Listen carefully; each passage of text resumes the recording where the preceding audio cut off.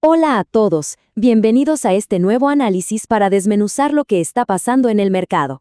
Hoy vamos a hablar de una dinámica rarísima, esta gran dicotomía de la que todos hablan en este arranque de mayo de 2026. ¡Exacto!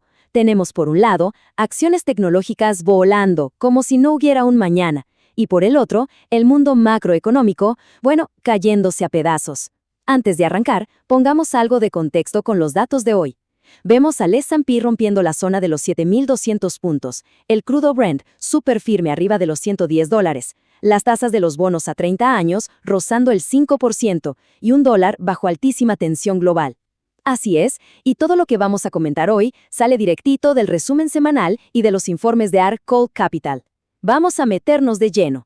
La gran pregunta acá es, ¿cómo diablos hace el mercado para marcar máximos históricos cuando tenemos una crisis energética global respirándonos en la nuca? Es que es la paradoja del momento. Fíjate que Wall Street acaba de tener su mejor mes desde noviembre de 2020, todo impulsado casi en exclusiva por el S&P 500 y el Nasdaq. Pero tú sales a la calle o ves las noticias y hay una inflación altísima y bancos centrales literalmente fracturados. La lógica te diría que ante semejante panorama la bolsa debería desplomarse, ¿verdad? Totalmente. Pero los índices nos están contando una historia de ciencia ficción. Es como un tira y afloja súper extremo. De un lado tienes un escudo protector increíble, los máximos históricos, un S&P 500 arriba de los 7.200 y el Nasdaq 100 operando en niveles que no veíamos desde la locura de las .com. Y del otro lado, la espada, ¿no? Los riesgos extremos atacando sin piedad. El crudo Brent ya pasó los $110 por toda la parálisis en Medio Oriente y, para colmo, el rendimiento de los bonos en Estados Unidos a 30 años se está acercando a ese peligroso 5%. Básicamente, un mercado a dos velocidades absolutas que marea a cualquiera. Sección 1. El muro tecnológico, inteligencia artificial y masivas recompras corporativas. $100.000 millones. Piénsenlo un segundo. Es una verdadera locura de plata, literalmente. Esa es la cifra del histórico programa de recompra de acciones que anunció Apple hace poquito, además de subir sus dividendos.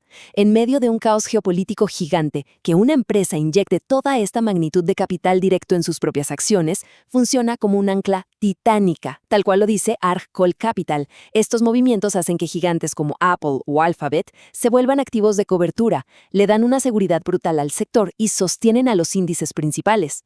Pero ojo, que la historia no se termina en las recompras. Miremos el gasto proyectado en infraestructura para inteligencia artificial. Los números asustan. Amazon proyecta gastar $200.000 millones y Meta anda subiendo su rango de gasto entre 125 y 145.000 millones. Es brutal, y acá les tiro un dato que es súper revelador.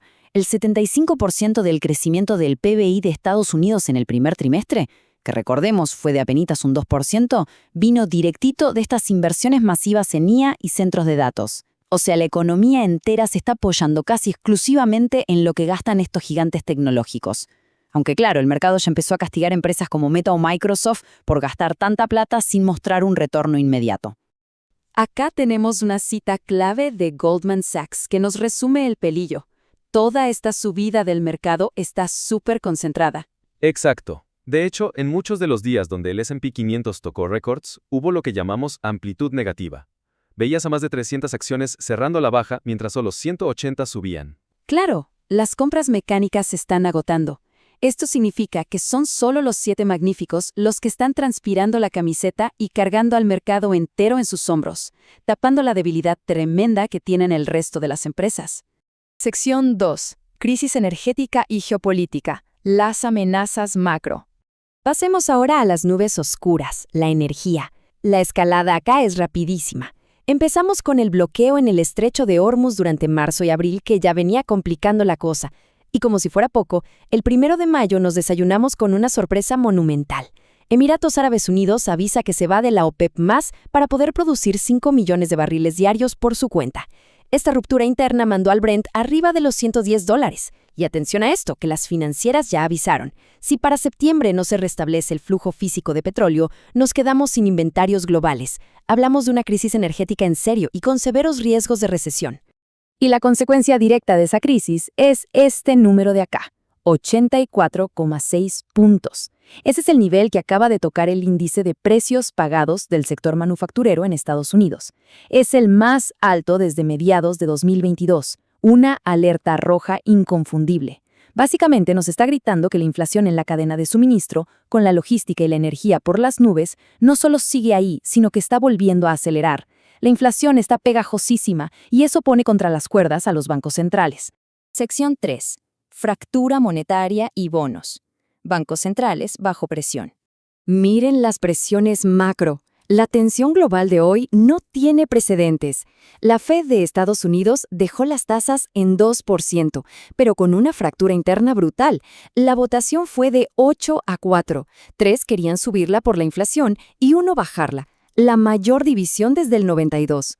Y en Japón, ni te cuento. El Banco Central tuvo que salir a intervenir súper agresivamente porque el yen se les hundía a 160 por dólar. Lograron bajarlo a 156, pero a la fuerza.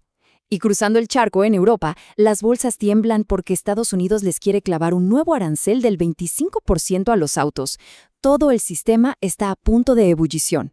Frente a todo este lío, los grandes capitales se ponen el casco y toman posturas extremas. Por un lado, tenemos los bonos a 30 años rozando el psicológico 5%, que es un viento en contra tremendo para las acciones. Y por otro lado, fíjense en Warren Buffett.